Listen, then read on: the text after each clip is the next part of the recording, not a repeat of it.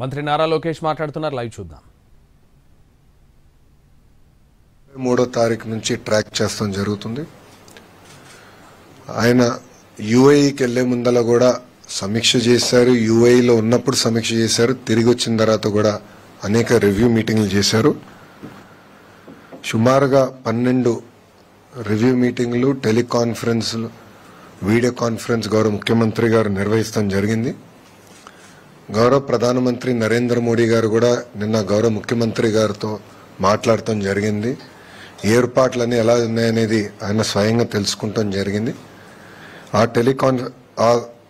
Call అయిన తర్వాత రాష్ట్ర ప్రభుత్వం కూడా కేంద్ర ప్రభుత్వానికి ప్రత్యేకంగా ప్రధానమంత్రి కార్యాలయానికి రియల్ టైం రిపోర్ట్స్ కూడా పంపిస్తాం జరుగుతుంది. ప్రధానమంత్రి గారు కూడా రాష్ట్రానికి ఏం కావాలన్నా మీరు చెప్పండి, అన్ని ఏర్పాట్లు చేస్తామని ఆయన కూడా చాలా క్లియర్గా ఉన్నారు. ఈ సైక్లోన్ వల్ల సుమారుగా 40 లక్షల మందికి ఇంపాక్ట్ ఉంటుంది. హై రిస్క్ ఏరియా వచ్చేగల కాకినాడ, కోనసీమ, వెస్ట్ గోదావరి, కృష్ణా, బాపట్ల, ప్రకాశం, నెల్లూరు ఈ జిల్లాలన్నీ రెడ్ అలర్ట్ లోనే ఇక్కడ ఎక్కువ ఇంపాక్ట్ అనేది ఉంటుంది. ప్రజాప్రభుత్వం లక్ష్యం ఒకటే, లాస్ ఆఫ్ లైఫ్ అనేది ఉండకూడదు. దానికి తగిన చర్యలు తీసుకోమని గౌరవ ముఖ్యమంత్రి గారు చాలా స్పష్టంగా చెప్పారు. ఒక పక్కన డిజాస్టర్ మేనేజ్మెంట్ మంత్రిగా అనిత గారు, ఆర్టీజీఎస్ మంత్రిగా నేను, ఇద్దరికి పర్ఫెక్ట్ కోఆర్డినేషన్ సింక్తో గత 24 గంటల నుంచి మేము కూడా రియల్ టైం ఇది మానిటర్ చేస్తాం జరుగుతుంది. ప్రోయాక్టివ్గా సుమారుగా 1328 గ్రామాల్లో ఎక్కడైతే ముంపు ఉంటుందో, ఎక్కడైతే ఇంపాక్ట్ ఎక్కువ ఉంటుందో అక్కడ ఇవాక్యుయేషన్ కూడా నిర్వహిస్తాం జరిగింది. 3465 మంది ప్రెగ్నెంట్ ఉమెన్ ని కూడా, అంటే రాబోయే 15 రోజుల్లో ఎవరైతే డెలివరీ చేస్తారో వాళ్ళని కూడా ప్రొయాక్టివ్ గా ఇవాక్యుయేట్ చేస్తాం జరిగింది. వాళ్ళకి కావాల్సిన పౌష్టికాహారం కానీ అన్ని కూడా ప్రభుత్వం అందజేస్తాం జరుగుతుంది. ఇంతేకాకుండా 1906 టెంపరరీ షెల్టర్స్ కూడా ఏర్పాటు చేశాం. అక్కడ కావాల్సిన రిలీఫ్ మెటీరియల్స్ అని కూడా ఇప్పటికీ పంపించాం. శానిటేషన్ కావాల్సిన బ్లీచింగ్ పౌడర్ కానివ్వండి, లైమ్ కానివ్వండి, ఇదంతా కూడా పొజిషన్ చేస్తాం జరిగింది. పాఠశాలలకు వచ్చేగల సుమారుగా 14,798 పాఠశాలల్లో ఇప్పటికీ హాలిడేస్ ప్రకటిస్తాం జరిగింది. దీంట్లో 364 స్కూల్స్ ఏకంగా సైక్లోన్ షెల్టర్స్ గా మార్చడం జరిగింది. మత్స్యకారులు కూడా 29 వరకు వేటకు వెళ్ళకూడని నిషేధం కూడా ప్రభుత్వం పెడతాం జరిగింది. యాక్టివిటీ సస్పెండ్ చేశాం. అన్ని చర్యలు తీసుకున్నాం. 11 ఎన్డీఆర్ఎఫ్ టీంలు, 12 ఎస్డీఆర్ఎఫ్ టీంలు కూడా ఏర్పాటు చేసాం. రిజర్వ్ టీమ్స్ కూడా ఉన్నాయి. అవసరమైతే ఆర్మీ కూడా హైదరాబాద్ లో కంటింజెంట్ ఉంది కానీ వాళ్ళు కూడా స్టాండ్ బైలో ఉన్నారు. 145 వుడ్ కటింగ్ టీమ్స్ కూడా చైన్ సాస్ తో మొత్తం ఏర్పాట్లు చేసాం. ఇప్పటికీ కొన్ని ఇక్కడ యాక్షన్ లో ఉన్నారు. అంటే విశాఖపట్నంలో అక్కడక్కడ ఎక్కడైతే చెట్లు పడినా ఆల్రెడీ మీరు యాక్షన్ లో ఉన్నారు, మీరు కూడా కవర్ చేశారు మీడియాలో. సో 145 టీమ్స్ రెడీగా ఉన్నాయి. మెడికల్ అండ్ హెల్త్ కి సంబంధించి సుమారుగా 325 క్యాంప్స్ రెడీ చేసుకున్నాం. 876 ర్యాపిడ్ రెస్పాన్స్ టీమ్స్ కూడా ప్రభుత్వం రెడీ చేసింది. దాని తర్వాత సైక్లోన్ ల్యాండ్ ఫాల్ అయిన తర్వాత, దాటి వెళ్ళిన తర్వాత రెస్టరేషన్ కార్యక్రమం అనేది చాలా చాలా కీలకమైనది. దానికి ప్రధానంగా పవర్, విద్యుత్ సంబంధించి 11,347 ఎలక్ట్రిక్ పోల్స్ ఆల్రెడీ రెడీ చేసుకున్నాం. 1210 ట్రాన్స్ఫార్మర్స్ కూడా రెడీ చేసుకుంటాం జరిగింది. 772 రెస్టరేషన్ టీమ్స్ కూడా ఆల్రెడీ ఐడెంటిఫై చేసాం, పొజిషన్ చేసాం. అంటే సైక్లోన్ డైరెక్షన్ బట్టి వీళ్ళు ఎక్కడ ఉండాలి, మెటీరియల్ ఎక్కడ ఉండాలి, ఆల్రెడీ పొజిషనింగ్ కూడా అయిపోయింది. హాస్పిటల్స్ కూడా కరెంట్ అందించాలి యుద్ధ ప్రాతిపదికంగా అనేది ఒక నిర్ణయం తీసుకున్నాం. తగిన చర్యలు కూడా తీసుకుంటాం. ఆర్ఎన్బికి వచ్చేగల 7,289 అంటే జేసీబీలు, క్రెయిన్స్, వెహికల్స్ కూడా ఏర్పాటు చేసుకున్నాం. ఎందుకంటే ఎక్కడన్నా బ్లాకేజ్ అయినా ఇమీడియట్ రెస్టోర్ చేయాలి, ట్రాఫిక్ ఎలాంటి ఇబ్బంది ఉండకూడదని అది కూడా టీమ్స్ రెడీ చేసుకుంటాం జరిగింది. తాగునీరు సంబంధించిన వాటర్ ట్యాంకర్స్ పొజిషన్ చేసుకున్నాం. సిపిడబ్ల్యూ స్కీమ్స్, ఎందుకంటే తిట్లీ దగ్గర నేను నేర్చుకుంది అప్పుడు గతంలో పంచాయతీరాజ్ గ్రామీణాభివృద్ధి శాఖ మంత్రిగా పనిచేసే కనుక కరెంటు పోయినప్పుడు ప్రధాన ఇంపాక్ట్ అయ్యేది సిపిడబ్ల్యూ స్కీమ్స్. ఆ రోజు మేము అనుకున్నాం జనరేటర్లు ముందే పెట్టుంటే భలే ఉండేది, రిస్క్ అయ్యేది, ఇంత ఇబ్బంది వచ్చిండేది కాదు కదా అని. అందుకే ముందస్తు చర్యలు తీసుకున్నాం. గౌరవ ఉప ముఖ్యమంత్రి గారు పవన్ కళ్యాణ్ గారి నాయకత్వంలో ముందస్తు చర్యలు తీసుకుని డీజిల్ జనరేటర్స్ కూడా 1037 డీజిల్ జనరేటర్స్ పొజిషన్ చేశాం. సెల్ ఫోన్ టవర్స్ కావాల్సిన డీజీ సెట్స్ కూడా సుమారుగా 78% సెల్ ఫోన్ టవర్స్ కూడా కావాల్సిన డీజీ సెట్స్ వాళ్ళు ఎయిర్టెల్ కానివ్వండి, జియో కానివ్వండి, మిగతా సర్వీస్ ప్రొవైడర్స్ అందరూ కూడా ఏర్పాటు చేశారు. కావాల్సిన డీజిల్ కూడా పొజిషన్ చేస్తాం జరిగింది. కలెక్టర్స్ అందరూ కూడా ఫండ్స్ ఏర్పాటు చేస్తాం. మనీ ఈజ్ నో ఆబ్జెక్ట్, ప్రజలు ఇబ్బంది పడకూడదు అన్న లక్ష్యంతో మేము పనిచేస్తున్నాం. ఆర్టీజీఎస్ లో గౌరవ హోంమంత్రి గారు, నేను కూడా ఆర్టీజీఎస్ లో ఈరోజు రాత్రి అంతా కూడా మేము ఉంటాం. ఇక్కడ నుంచి రియల్ టైం మానిటరింగ్ చేస్తాం. గౌరవ ముఖ్యమంత్రి గారు కూడా ప్రతి 2 గంటలకు ఒకసారి టెలికాన్ఫరెన్స్ కూడా తీసుకుని ఏంటి కరెంట్ స్టేటస్ ఏంటనేది రాత్రంతా కూడా గౌరవ ముఖ్యమంత్రి గారు మాతో రివ్యూ చేస్తారు. ఇది సైక్లోన్ మొంతా దాటిన తర్వాత ఇమీడియట్ గా సీఎం గారి ఆదేశాల మేరకు రీహాబిలిటేషన్ స్టార్ట్ అవ్వాలి, రిలీఫ్ అందించాలి.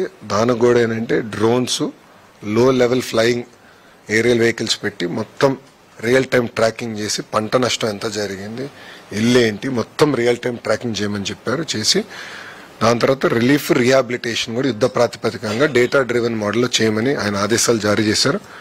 కావాల్సిన ఏర్పాట్లు కూడా ప్రభుత్వం చేసింది. ఇక్కడ ప్రజలు నేను ఒక విషయం కోరాలనుకుంటున్నాం, దయచేసి అందరూ మీ ఇంట్లో ఉండండి.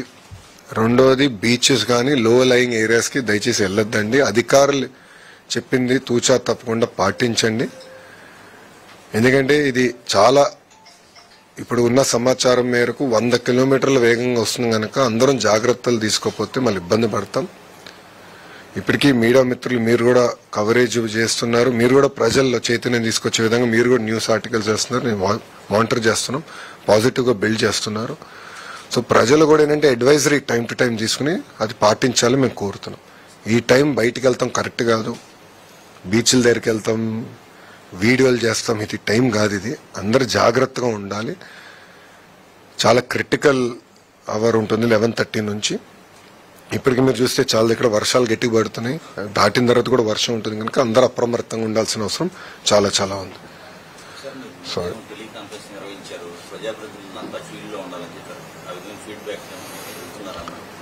ఇప్పుడు పొద్దున గౌరవ హోంమంత్రి గారు మేము ఇద్దరం కలిసి అందరితో ఎమ్మెల్యేలతో, ప్రజాప్రతినిధులు, ఎమ్మెల్యేలతో, ఎంపీలతో కూడా మాట్లాడాం. వాళ్ళ దగ్గర నుంచి కూడా ఫీడ్బ్యాక్ తీసుకున్నాం ఎక్కడెక్కడ ప్రాబ్లం ఉంది. గోపాల్పురం ఎమ్మెల్యే గారితో మాట్లాడడం, ఎర్రకాలువ పొటెన్షియల్ గా ప్రాబ్లం ఉందంటే దానికి కావాల్సిన చర్యలు మేము సెంటర్లో ఇక్కడ తీసుకున్నాం. ఆయన కూడా యాక్షన్ లోకి దిగి అక్కడ లోకల్ గా ఆయన కోఆర్డినేట్ చేస్తున్నాం. సో ప్రజాప్రతినిధులు అందరితో మాట్లాడాను, ఎమ్మెల్యేలతో మాట్లాడా, ఎంపీలతో మాట్లాడా, అందరినీ ఫీల్డ్ లో ఉండమన్నాం. కంపల్సరీ ఈ రోజు అందరిలో చైతన్యం తీసుకొచ్చి ప్రికాషన్స్ తీసుకోమనం. రేపు అయిన తర్వాత ఫీల్డ్కి వెళ్ళమనం, గ్రామాలకు వెళ్ళాలి, పంట పొలాలకు వెళ్ళాలి, మొత్తం రిలీఫ్ రీహాబిలిటేషన్ పక్కడబందీకి చేసే విధంగా వాళ్ళందరూ అప్రమత్తంగా ఉండాలని మేము చెప్తాం కూడా జరిగింది. సో అందరినీ మీరు చూస్తే ఇప్పటికీ సెంటర్స్ వచ్చేయగల, నేను చెప్పాను మళ్ళీ రిపీట్ చేస్తాను, ఇవాక్యుయేషన్ వచ్చేయగల ఏంటంటే 1238 గ్రామాల్లో ప్రోయాక్టివ్ గా అక్కడ హై రిస్క్ అంటే ఓల్డ్ ఏజ్ కానివ్వండి, ప్రెగ్నెంట్ ఉమెన్ కానివ్వండి, వాళ్ళని మేము తరలిస్తాం జరిగింది. 1906 టెంపరవరీ రిలీఫ్ క్యాంప్స్ ఏర్పాటు చేస్తాం జరిగింది.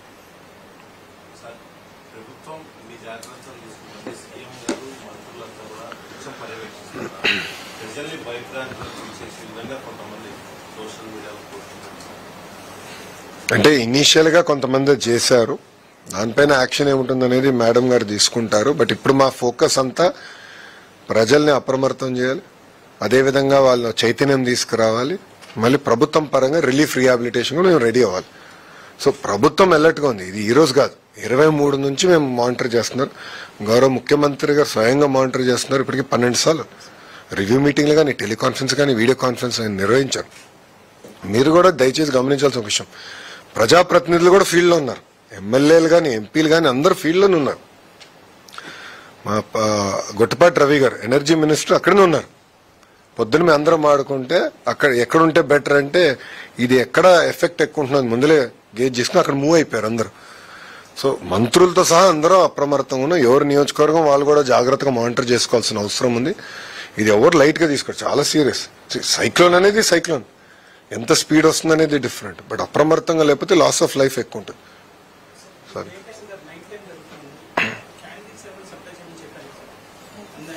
అది ఆల్రెడీ ఎక్కడైతే ఎక్కువ ఎఫెక్ట్ ఉందో అక్కడ ఆల్రెడీ ప్రిపేర్ చేశాం. బట్ మా లక్ష్యం ఏంటంటే యుద్ధ ప్రాతిపదికంగా కరెంట్ రిస్టోర్ చేస్తాం. That is the first priority. And మాకు ఈ గౌరవ ముఖ్యమంత్రి గారికి బాగా ఎక్స్పీరియన్స్ ఉన్న ఫీల్డ్ ఇది. మీరు చూస్తే గతంలో హుదూద్ కానివ్వండి, తిట్లీలో కానివ్వండి చేసి చూపించాం. హరికేన్ నుంచి ఇప్పుడు మన కోనసీమలో వచ్చినప్పుడు కూడా 96లో కానివ్వండి, అట్లా గౌరవ ముఖ్యమంత్రి గారికి చాలా అద్భుతమైన అనుభవం ఉన్న వ్యక్తి. ఆయన గైడెన్స్ లో మొత్తం యంగ్ టీమ్ మేము అందరం ఉన్నాం కనుక రియల్ టైం మేము మానిటర్ చేస్తున్నాం. వీ విల్ డెలివర్ అందరం. ఎందుకంటే ప్రిపరేషన్ గత 5 రోజుల నుంచి బాగా ప్రిపేర్ అవుతున్నాం. ఎక్కడ కానీ మేము అశ్రద్ధ చూపించట్లేదు.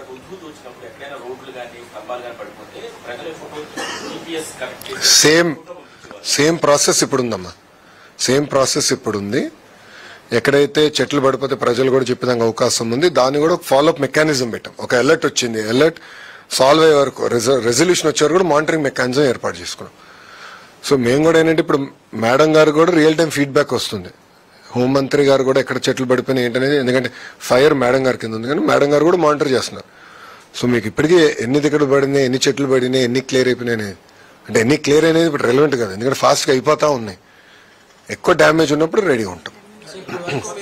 10 నిమిషాల్లో క్లియర్ 10 నిమిషాల్లో క్లియర్ చేయాలి రోడ్స్ అనేది గౌరవ ముఖ్యమంత్రి గారు మాకు ఇచ్చిన ఆదేశాలు. ఈ వనరబుల్ గ్రామాలు ఎక్కడైతే ఎక్కువ ఇంపాక్ట్ ఉంటుందో ఆ గ్రామాలకి ప్రత్యేకంగా ఒక అధికారులు బృందం వేస్తాం, దానికి ఒక హెడ్ పెట్టాం, కోఆర్డినేషన్ రియల్ టైం చేస్తాం.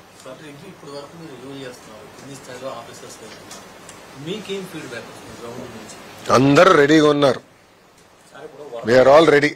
ఎందుకంటే మేము అందరం మానిటర్ చేస్తున్నారు. ప్రజాప్రతినిధులతోనే స్వయంగా మాట్లాడాను, వాళ్ళని అడిగాను అధికారులు ఎలా ఉన్నారు, అంత రెడీగా ఉందంటే ఎక్కడ నాకు కంప్లైంట్ లేదు.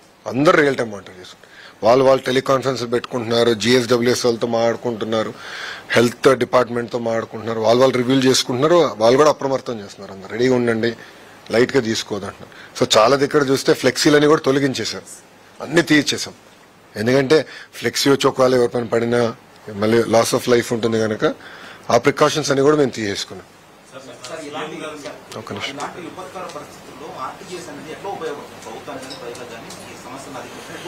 మీకు మేజర్ అడ్వాంటేజ్ ఏంటంటే మొత్తం డేటా సెట్స్ అంతా మాకు వస్తుందండి. ఇప్పుడు అగ్రికల్చర్ డిపార్ట్మెంట్, హోమ్, అన్ని డిపార్ట్మెంట్స్ కి ఏంటంటే వాళ్ళు వర్క్ చేసినప్పుడు డేటా కలెక్షన్ వస్తుంది. అది సెంట్రలైజ్ డేటా పాయింట్ ఒకటి.